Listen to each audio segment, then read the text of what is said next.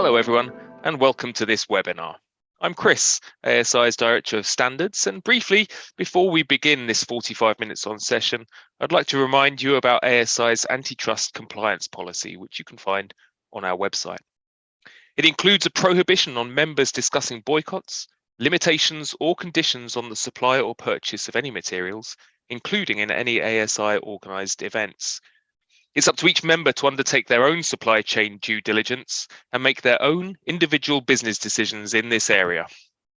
Our speaker today, Dr. Kendyl Salcito, is presenting on behalf of her own organisation, Nomogaia, not ASI, and the content is Nomogaia's. You can find answers to your questions on compliance with ASI standards in accompanying guidance, again available on our website, with updates coming in April. And you're welcome anytime to get in touch with me or any of my ASI colleagues in the Secretariat using our contact details on the website. As I say, my name is Chris Bayliss, Director of Standards with Aluminium Stewardship Initiative, and I'm delighted today to welcome to this 45 minutes on webinar, Dr. Kendyl Salcito, who's Executive Director of Nomogaia and is also ASI Standards Committee co-chair. Welcome, Kendyl. Thanks so much, Chris. Thanks so much for having me. Just for people to know, we have a standards committee in ASI, which is the kind of decision-making group, really, I guess, on the update to our standards and all the supporting material that goes along with it. So guidance, assurance manual, claims guide, and the decisions are taken by the Standards Committee, which is a multi-stakeholder decision-making body with a voted, elected representation that's equally weighted between civil society and industry, all the way along the value chain, both producers and users of aluminium. So delighted to have you here today, Kendyl, with us. Kendyl's role within Nomogaia is as Executive Director. It's a, let me get this right, it's a human rights and business research organization that looks to improve practices around the world and also to identify and to highlight human rights issues in the globe. So it's great to have their expertise within the Standards Committee and with us today. Kendyl, I'm kind of new to human rights due diligence piece. I've been with ASI for a couple of years now, but this is my first introduction to it. And I have to say, there's quite a depth to this material that, coming from a kind of industrial background that's maybe more environmentally focused, it feels, well, it can sometimes feel a little bit much, right? And I know that many people on the call today have asked that kind of question. So far away, and I'm sure there'll be lots of questions, especially from me, on this quite complex but very important topic. Absolutely. I really appreciate your candor about human rights and human rights due diligence.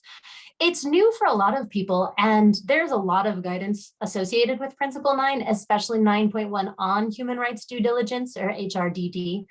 But it can be hard to make sense of that in a coherent way. And so a big part of this 45 minutes, I think, is to talk through some of the key questions that we've heard from members already, open the door to broader questions, and just look pretty in depth at the changes that were made to version 3 of the standard, because that was actually a place where we made some pretty substantive changes. So if it's okay with you, I thought we would talk about maybe 5 key themes in criteria 9.1 on human rights due diligence, looking at what the criterion actually says, at the responsibilities of the variety of certifying entities to meet it, of the responsibilities of auditors to provide assurance against it, and then look a little bit at the limitations of the standard as it applies to supply chain due diligence as it's emerging in legal frameworks worldwide. And then finally, what that might mean for future standards and updates. So Principle 9 is where human rights are considered underneath our performance standard. And you mentioned 9.1, it existed in version 2. It's here still in version 3 with these kind of significant changes. And the question that I get a lot, and especially from a certain cohort of members, and we can talk a bit about that later on, I guess, is what do companies actually have to do in practice to be duly diligent against human rights? Because, it's relatively short criterion language. It's a whole heap of guidance underneath it. People approach that and then say, what do I do? Well, I come to work on the Monday morning. I have to present something to the auditor at the end of this process. How do I get there?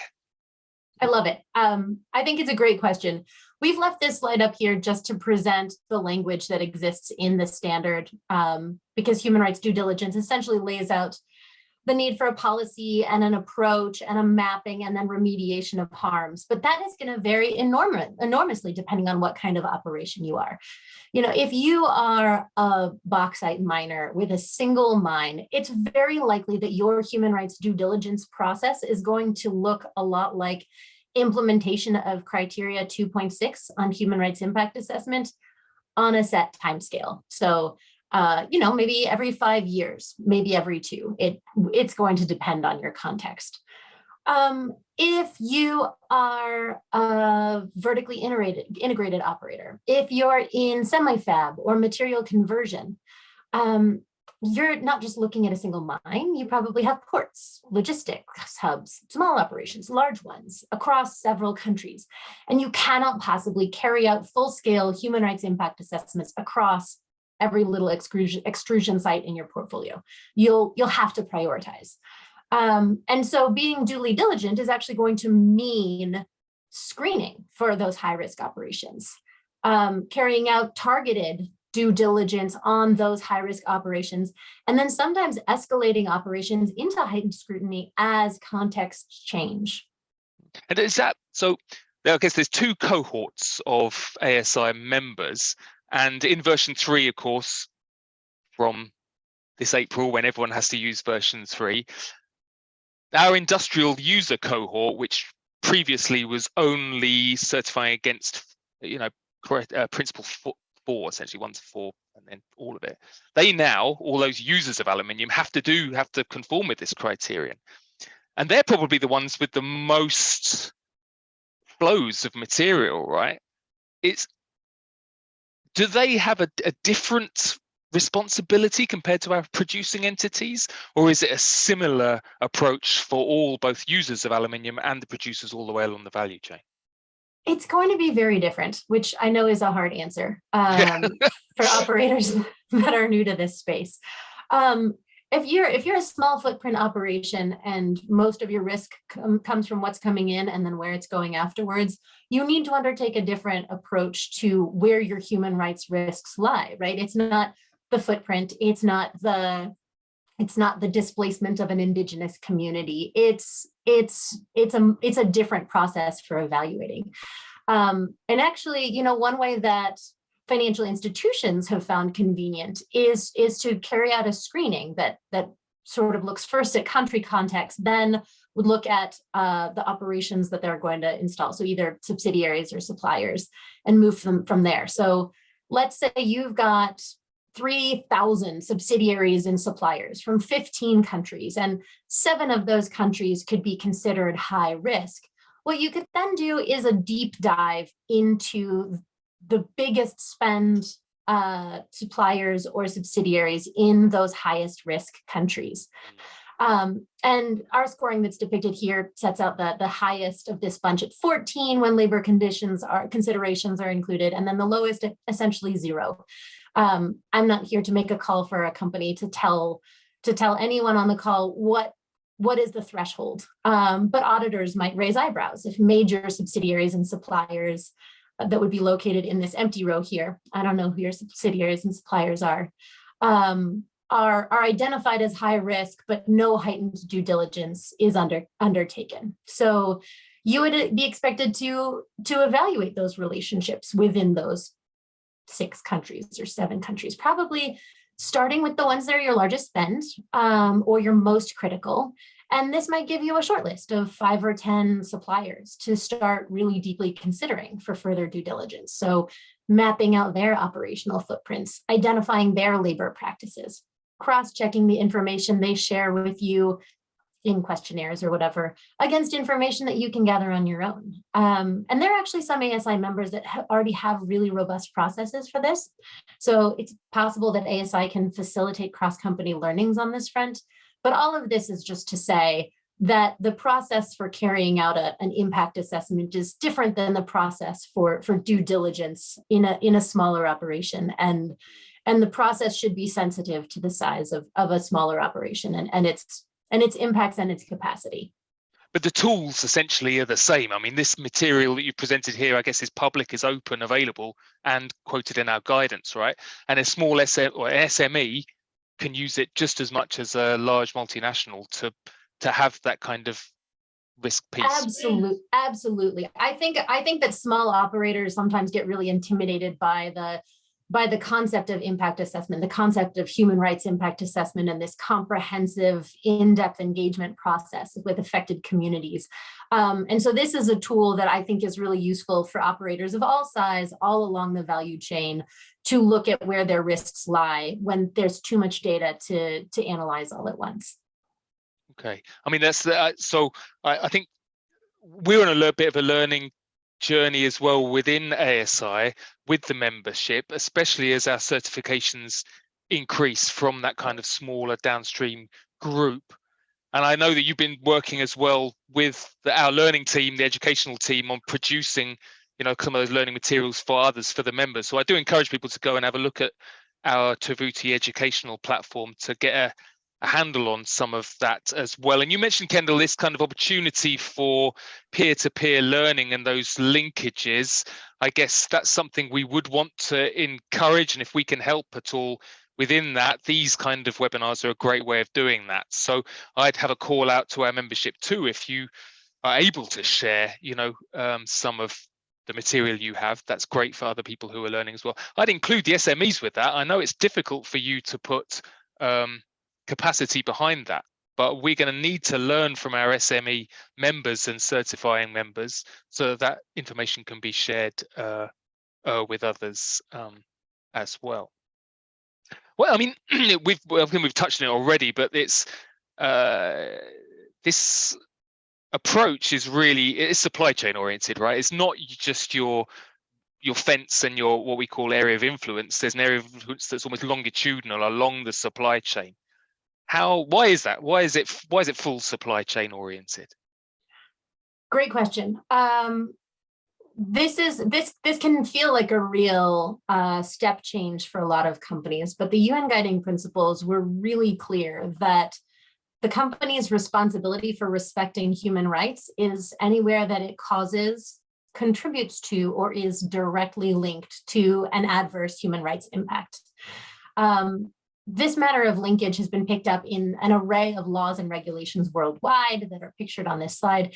It's also built into Principle 9 and a couple other principles. And so, one way we can talk about this is in terms of legal frameworks that have been developed at the national level.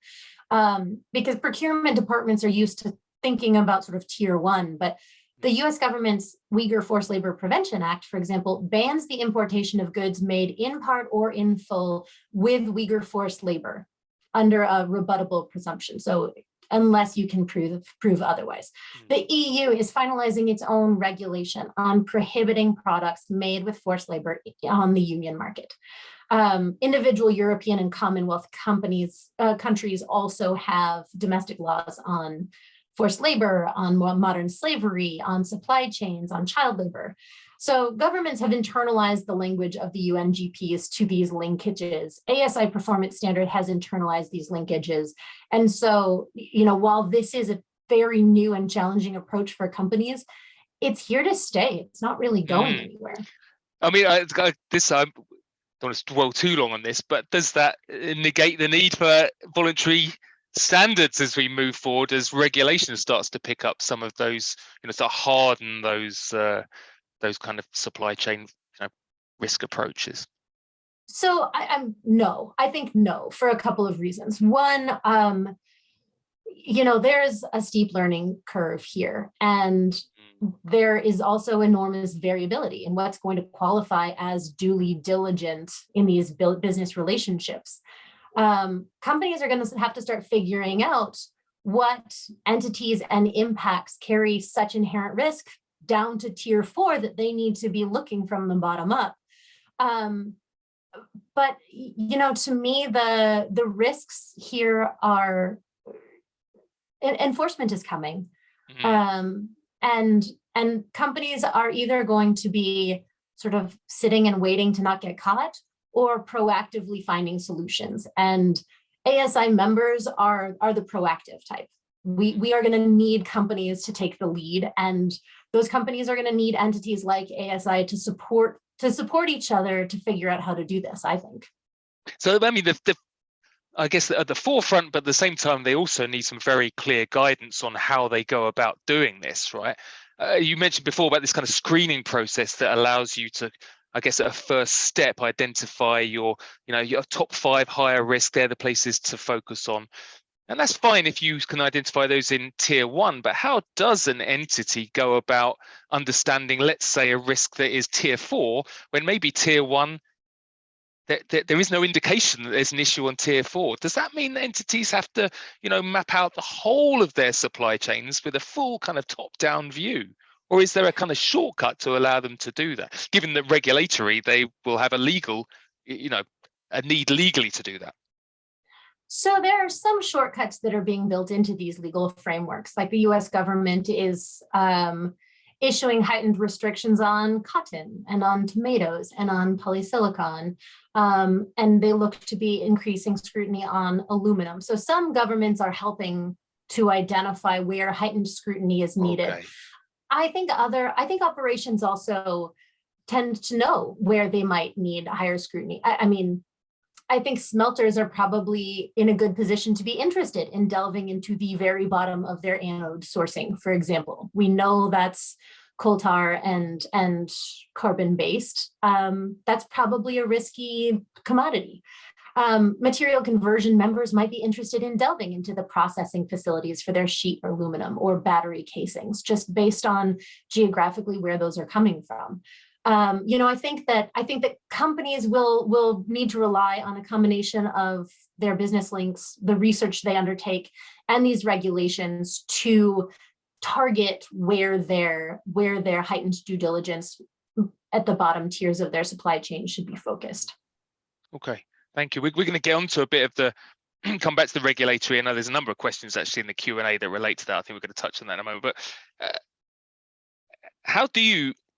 what tools are available for entities to then identify signs of forced labor? So you can identify, I guess, the broad risks, maybe, as you've said, through these screening tools, but how do you specifically identify forced labor signs through the process? I mean, we do have a forced labor criterion within the performance standard. It's very focused on your operation and area of influence, but forced labor is, of course, through this principle as well, principle 9, and elsewhere in the standard too.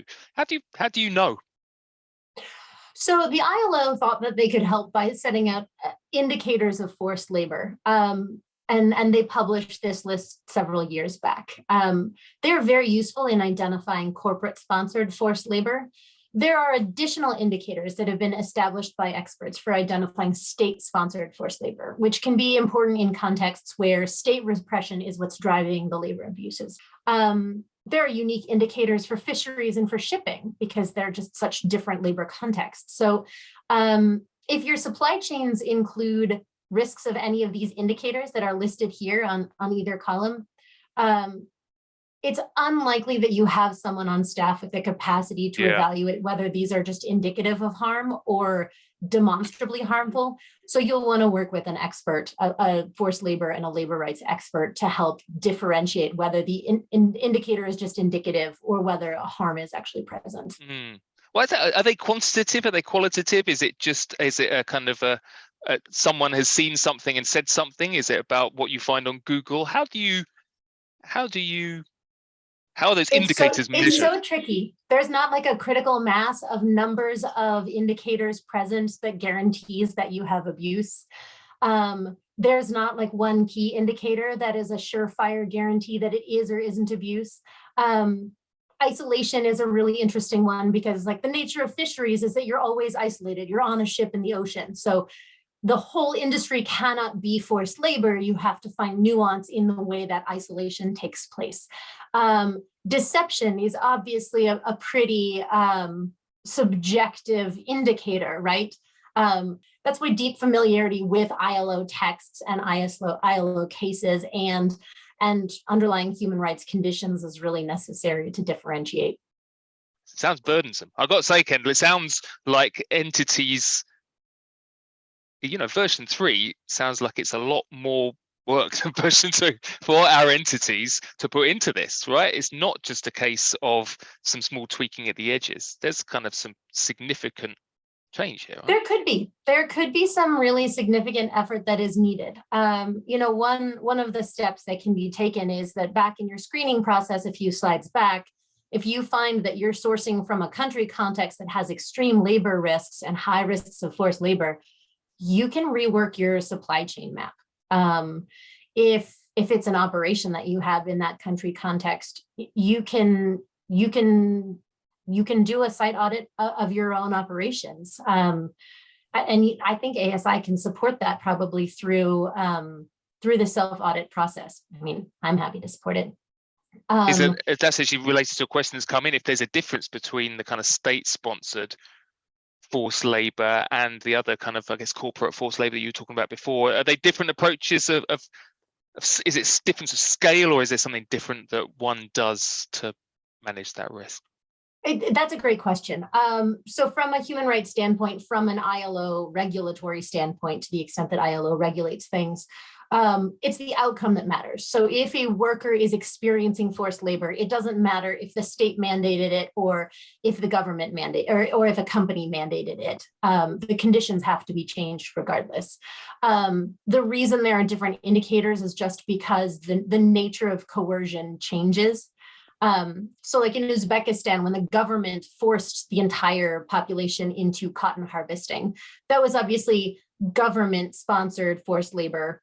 It's definitely forced labor, but these ILO indicators don't show up. So it's just essentially to help you understand whether you're looking at a contextual problem primarily or an operational problem primarily, and what your options are for solutions.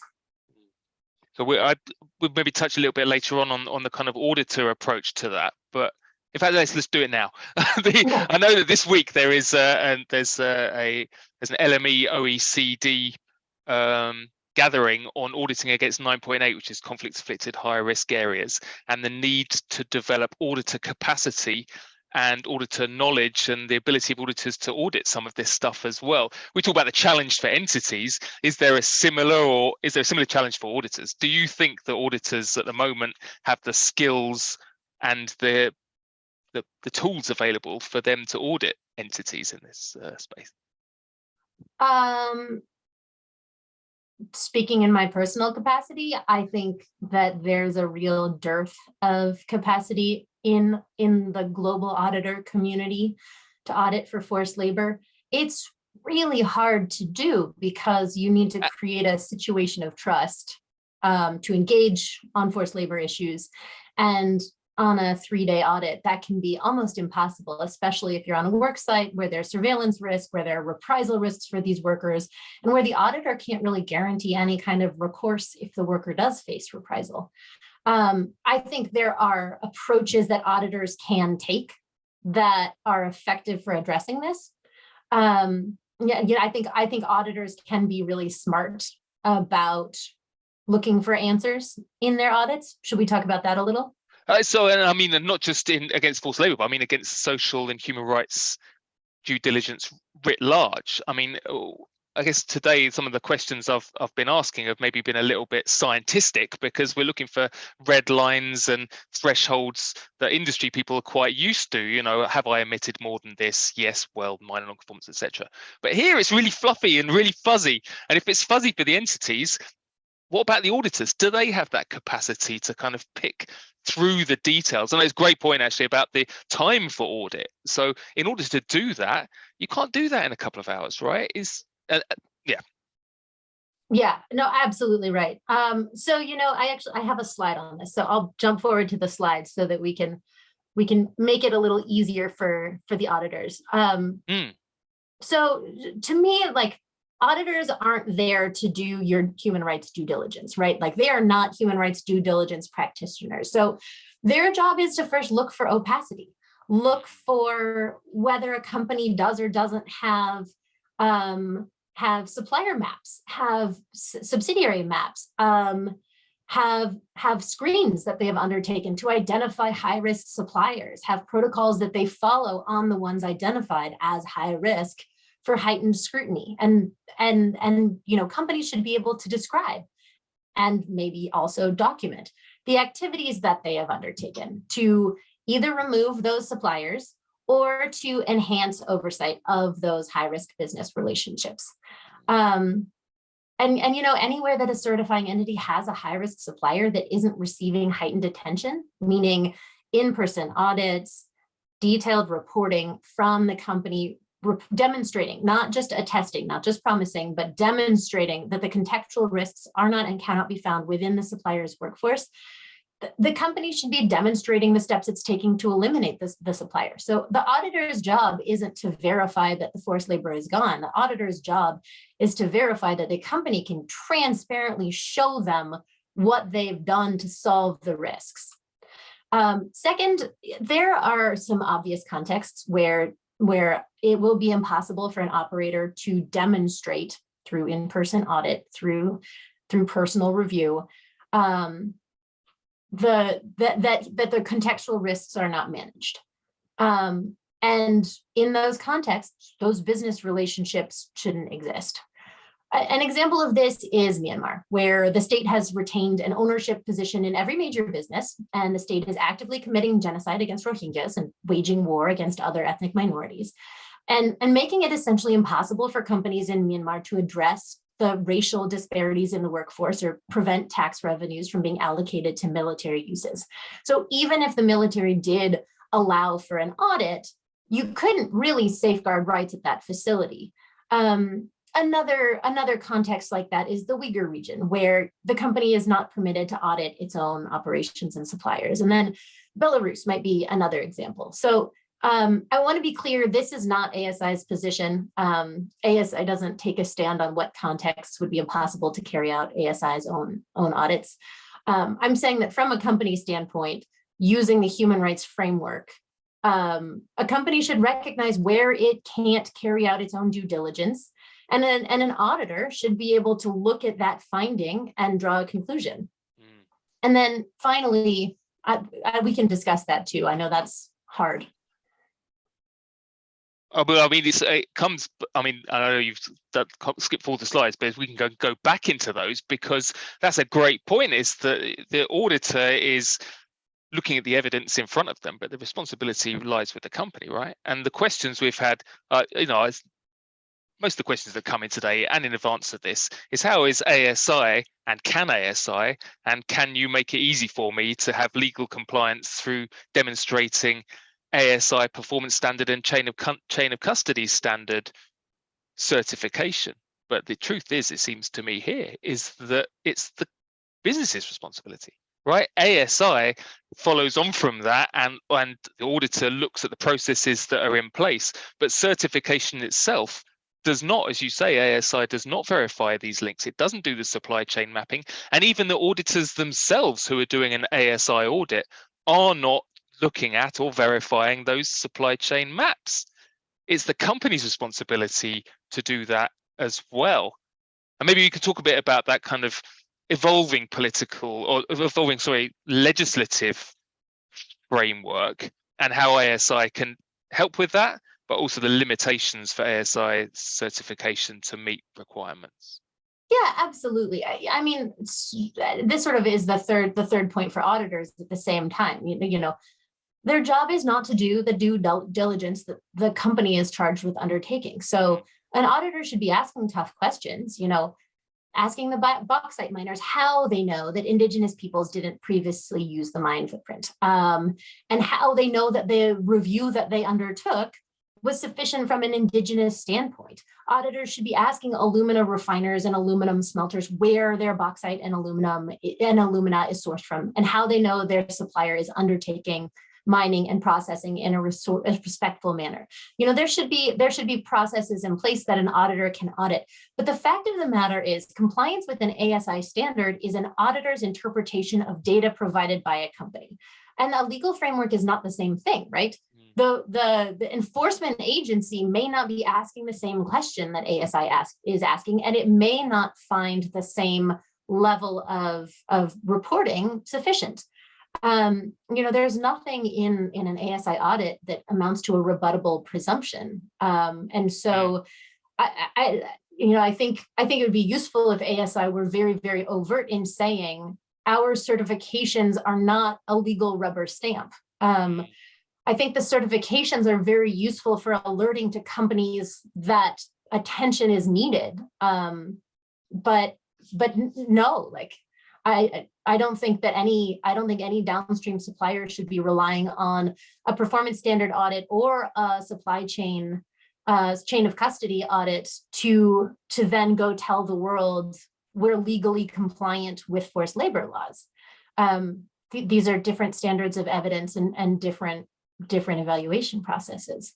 That's not to say that that going through an audit is not worthwhile. I think that being able to demonstrate proactively that a company has been paying attention to these issues puts it in a much better position to solve the issues before the enforcement comes down. And I think that companies should be leaning heavily on ASI to try to do better, to work through the challenging issues. And I don't know if ASI wants that responsibility, but this is a shifting context, right? We're looking at legal enforcement for the first time kind of in aluminum history. So companies are going to need a little more guidance than they're getting from Customs and Border Patrol. That's, I think, the theme of today, right? It is about the fact that, and this is out to the members, you've got to do the due diligence. You have to map your own supply chains. You have to be screening for risk. You need to be doing that. That allows you to then demonstrate to an auditor to give you ASI certification or assurance that you have done that. And it's in that process that you will then be able to meet or to demonstrate to regulators you've done your piece. I would rather not, I don't foresee ASI being a shortcut to that, because the whole point is that these supply chains are evolving, suppliers are evolving. That risk is, I guess, you have to revisit that, right? It's not a one-off process and then you're done. You will need to constantly be doing the screening for this changing landscape, essentially. And so I'm not comfortable with ASI being that shortcut. I like it the way it is. Companies need to be doing more, and we're there to help and to guide and to improve our guidance, but not to do the work of companies. And having an audit that requires updating every series of years, I think, is really helpful. I mean, Xinjiang is really informative to me because we've talked to companies that have been sourcing from the Uyghur region for 20 years, that have great business relationships with partners and that thought they understood what kind of business was operating over there, and didn't notice the change that occurred in 2017, didn't notice that labor sourcing had shifted, that the relationship between their supplier and the government had shifted, until they asked point blank of their supplier, we need to talk about forced labor. And all at once, everyone on the call just dropped their heads and missed several beats. And it was perfectly clear to him that that meant he couldn't ask about that and they couldn't guarantee anything about it. And this is a long-term committed relationship between a supplier and a company. And so ASI can help companies identify those shifting relationships. Maybe we could talk a bit as well about the shifting, or maybe not the shifting, but the identification of other inputs to the system, right? You mentioned earlier on about cotton and tomatoes and things, whereas a kind of hazard-based assessment is like, these are areas of focus. But aluminium, of course, is not just aluminium. It's cars, it's iPhones, it's the stuff that goes into it, auxiliary materials, alloying elements. Should companies be including, I mean, I know the answer to this, but we should say it right, are those part of an ASI Performance Standard human rights due diligence? Is it more than just your aluminium flow as an entity? Should you be doing this kind of screening across all of your business relationships? So I love that you asked that question, even though I knew it was coming, because I think currently it's not entirely clear, right? Alloying elements, silicon, nickel, copper, magnesium, manganese, they're not demonstrably included in the current standard any more than carbon inputs are. But this is, this is where future facing practices come into play, and where ASI is actually already taking some action. And I wonder if maybe you just want to talk a little more about that. Yeah, so I mean, you're right. We've identified that, and actually maybe it's to say to folk as well, another pitch, I do this every 45 minutes, that we're updating the guidance much more frequently now. So you will see an update to guidance for chain of custody and performance standard coming in April. And one of the things that Standards Committee has been working on is trying to tighten up that language, make it very clear that it's all of the inputs. And I guess the starting point from that, and it was mentioned by one of the questions around the chain of custody, as the chain of custody is a kind of a tool to enable you to understand your supply chain and the flow of material through it, through chain of custody certified entities. One issue with that is that it's a mass balance system, so it doesn't meet those kind of requirements that require you to understand your specific supply chain and the flow of material, not on a mass balance. But leaving that aside, there's also, for those who have explored chain of custody, I know it's not everyone wants to go there. There is an element in there that talks about alloying elements up to 10% of mass being neutral. So you can have something, and that's across your full accounting period. So you could have a 901 kilos of aluminium, ASI aluminium coming into your system, and 99 kilos of alloying elements. And you can have that gives you 1,000 kilos, 1 ton of ASI aluminium output. Now the 901 kilos coming in, you can be pretty confident. Well, you can be confident because it's ASI certified material, it's COC material that's gone through the chain. You know there's a performance standard underpinning that and a material accounting all the way through. But the alloying elements, that 99 kilos, we just don't. I mean, that is not part of our chain of custody system, and so the risks associated with that for me are, that is a risk. And so what we've done is within the performance standard, again, it's to reiterate this point, to say that even if you're using chain of custody material, you need to be doing due diligence against all of your inputs.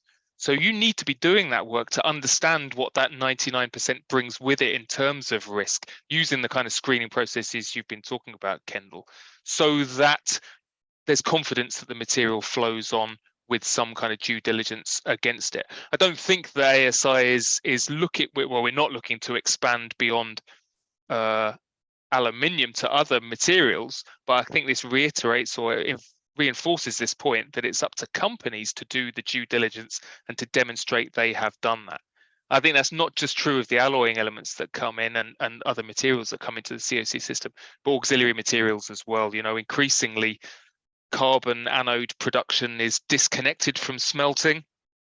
Third-party suppliers of that, energy requirements that are coming in as well, even other inputs to the system. And so we've expanded the guidance to say, no, you need to be doing due diligence and have responsible sourcing policies that apply to all of your inputs, not just that narrow piece. I think that's maybe again the theme of today is that your responsibility as an entity does not end where your gates of your facility end. Even if you're not doing chain of custody, you have a responsibility to do supply chain due diligence. Responsible sourcing needs to be at the heart of what you're doing. You need to demonstrate that to auditors as well. So that's maybe a key thing for lots of folks out there, is that it's not just performance standard is the entity and that's it, forget about it. Chain of custody links it all together in a nice chain. No. In order to meet legal requirements, you will need to be doing your own supply chain mapping. And even if you just do performance standard, you need to be doing that as well. Question then comes, what are the tools? I think we've covered some of those tools today. Maybe it's just, we've only got a few more minutes left, but there's some questions that have come in, some more specific than others, but maybe we can go through a couple of those. If we don't get to your question today, we'll try and do that another time. Ken, maybe this is a question from your, from your Nomogaia experience. At what point does an entity's responsibility lead to ending a relationship with suppliers? That's a question that's coming from an anonymous attendee. We talk in 9.1 about working through some of these risks and then potentially breaking those linkages. Is there a threshold for that? I think it's a great question that's clearly asked by an informed questioner. You don't really want to sever ties with a supplier, right? This is usually a long-term relationship that's built on mutual trust. And there are jobs on the line, there are careers on the line, there's a business entity on the line, potentially. And so a couple of things, one, it is strongly preferable if you can identify risks and issues in a supplier and work with that supplier to improve those issues. And so I think there are an array of opportunities to try to affect positive change in a supplier. There are a couple red lines where you probably need to sever ties. One is if you're never allowed to go. If you're not allowed to do your own due diligence, it's impossible to feel confident in that relationship. And then two, if these are issues that you flag and you address and you financially underwrite and you try to manage proactively and the issues don't go away, this is not a trustworthy business partner, right? So I'm not here to tell you how to do business, but I am here to say suppliers can make it easy for you to understand whether they want to be solving these problems or not. And companies can empower good suppliers by bringing them business and by supporting them to do the right thing. And how does ASI support that? What's ASI's role in that process? Well, to me, ASI's role is in validating that process was successful through these audits. When companies can know and show that they have carried out their due diligence on subsidiaries and suppliers, and they have identified suppliers that are high risk, that are targeted for intervention, and that they have identified suppliers that are fully compliant and doing great, and they have identified suppliers for removal, an auditor can be looking at that information and see very clearly and quickly that the work is being done to carry out supply chain due diligence. That's baked into the standard, and I think we're actually going to work on assurance manual updates to reinforce that and to maybe make that a bit more concrete. That's something the Standards Committee is already discussing, which I'm sure will come out in meeting minutes shortly. Absolutely, and throughout with the guide, it's evolving space, right? And so there is a lot more we can do with guidance, both for entities and for auditors, and some of the tools you presented today of use for all. There's a role for us to play as well in delivering that in a way that entities can approach it, right? So there's, like we said at the beginning, this kind of complexity of information, this wealth of stuff can be very overwhelming. So we're going to have to do some work, I think, to really narrow some of that down and focus people on the key elements. But that's not to say that I think that we're not going to evolve as well in terms of our expectation. And we talked a lot about supply today and about understanding your risks up the supply chain. My feeling is that what you've described today also applies down, and that you're going to see increasingly questions asked of not just who you're purchasing from, but who you are supplying to. I know that came out from Myanmar recently, raw materials supply into there. I think that's coming, and I think we should be ready for that within our guidance as well. I hope so. I can't make these predictions, but the world has become pretty savvy to supply chain risks from top to bottom, and most ASI members are already thinking about who is using their aluminum for what ends. But that can be a really sensitive topic, and it becomes a hard business decision. But I think that to be an ethical, sustainable aluminum producer, the outcomes need to be ethical and sustainable as well. Thank you, Kendyl.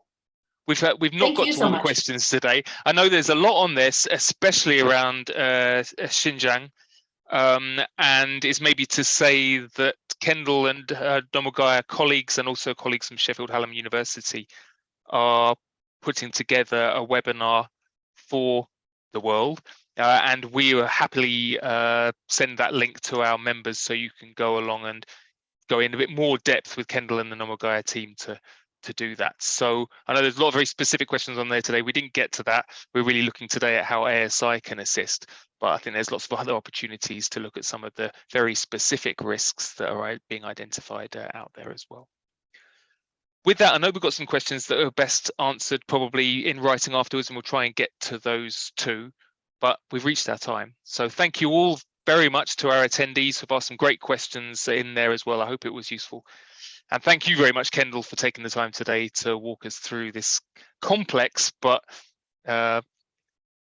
important and central core piece of ASI's responsible sourcing and responsible production system. Well, thank you so much. And thanks everybody for listening in. Please don't hesitate to reach out. I'm delighted to talk about these issues with anyone, anytime. Thank you, Kendyl. Thank you all.